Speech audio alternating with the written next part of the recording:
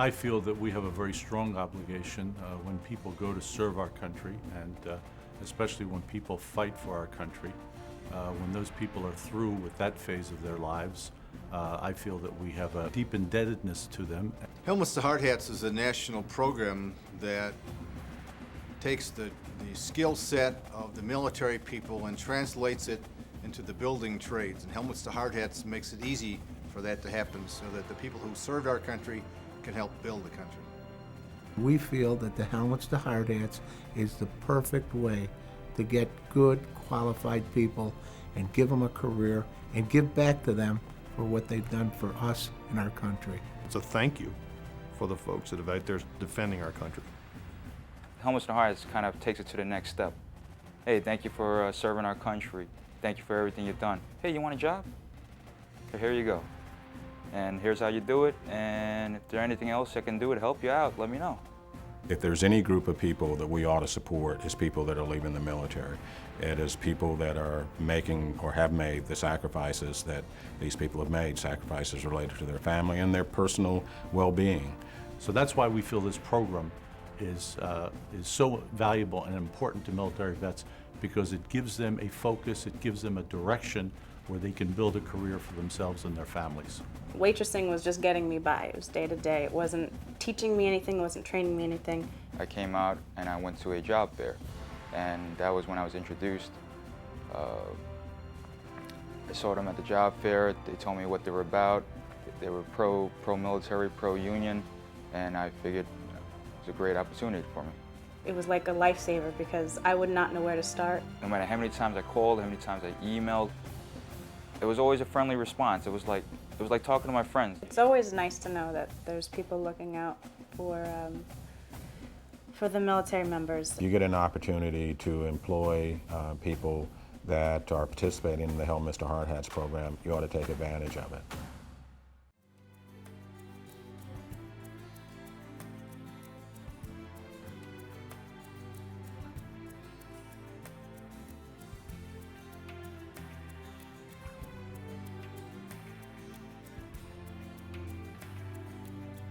We're on the verge of an enormous construction boom in this country.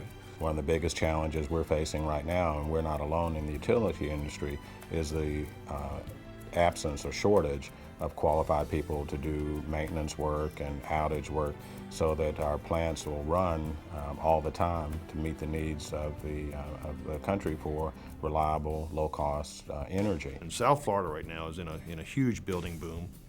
Just in my industry, I know we need to have another 500 people. And we feel that the Helmets to Hardhats is one way to accomplish that.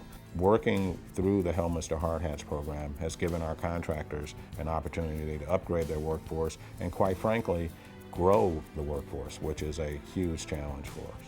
The United Association of Plumbers and Pipe Fitters that I represent, we spend $130 million a year training our membership. And so when we turn out a craft person, he's the best or she's the best in the business at what they do. The quality of labor that we have seen coming into Helmets to Hardhats is far superior than that of the general population. And the reason for this is pure and simple discipline. Military, it's strictly business. It's all discipline. It's just the mentality and the way it is. So when you apply it to some civilian jobs, it gives you that zero tolerance attitude. It gave me that work ethic that this is what I have a task to do and I have to get it done. You can't get the job done in this kind of work without teamwork. Same goes with the military, same goes with the union. There's no I in team, you have to work together. Yes, we have to wake up early in the morning, sometimes 4, sometimes 5. It's an everyday thing. We've done it before. It shouldn't be a problem. It's not a problem now.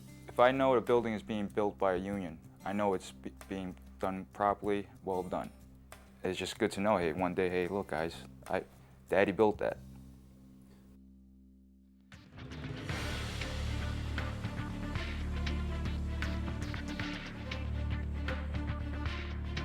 There is upward mobility. There is a tremendous amount of technical knowledge that people learn that they will be able to apply all their lives and be able to earn a good living for their families for the rest of their careers. One of the things that's unique about it is the people that are leaving the military are generally more diverse than the population as a whole. And they're more women, particularly women in leadership positions than you find in the population as a whole. I get the question every day, like, what are you doing here? Why are you here? Why not go do hair or something? And then they're like, how did you get here? Everybody pulls together for the common good. And you know, years ago, we always had adversarial relationships with our contractors. I always like to say it was us against them. Well, now we've come full circle. We work closely with our contractors for the common good of the industry to get the job done on time the first time. These are real jobs with high pay. I mean, we have people in our industry that make well over $100,000 a year as a plumber, as a pipe fitter, as a sprinkler fitter. It's a win-win-win for everybody. It's a win for the construction industry, it's a win for the country, and it's a win for the military people. They're thrilled. I mean, they just think it's a great fit. I don't think I've had any one of them that's been dissatisfied, and they just love it. There's a couple of younger troops in my shop that have been thinking about it, and I tell them about the program and how easy it was for me. And when you come out, you can get a job virtually anywhere in the country because you're going to be in such demand. It's like, you know, motherhood and apple pie. I mean, you know, what is not to like about this program? It's a good feeling to know that tomorrow you have a job.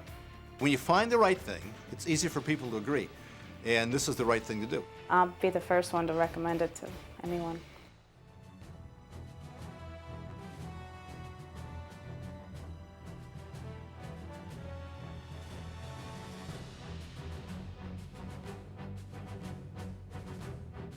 As one of the largest employers of building trades craftsmen in the country, my company, the Washington Group, has been fortunate enough to hire some of these folks.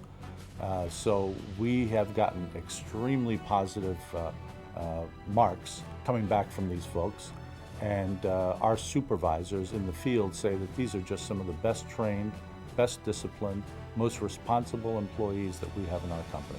These people have the discipline, they have the understanding, they have a sense of what's important, because this is important to them. I've met people that whose lives have been absolutely transformed. Again, I know every day I'm going to have a job. I'm not going to get fired the next day. I know 20 years down the line, if I choose to, I can still work. I'm ecstatic that now I can go out, have a good time, put a little money away, help my family out. I have not met one person anywhere that doesn't think the Helmets to Hardhats program isn't one of the finest programs they ever heard of.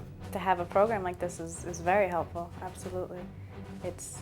Again, it's like you have somebody to lean on, to know that there's other people out there having the same struggles, that have the same problems, but here's a program that's there for you, to help you, so it doesn't have to be a scary step.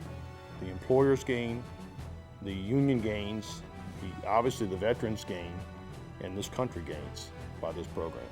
I wish we could hire them all. I can actually tell somebody I'm a construction worker. I'm not being embarrassed about it. When I was security, I always wanted to say I was doing something else. But I'm proud to say, what do you do for a living? I'm a construction worker, I'm an iron worker. And see that building right there? I helped build it. And it's a good feeling.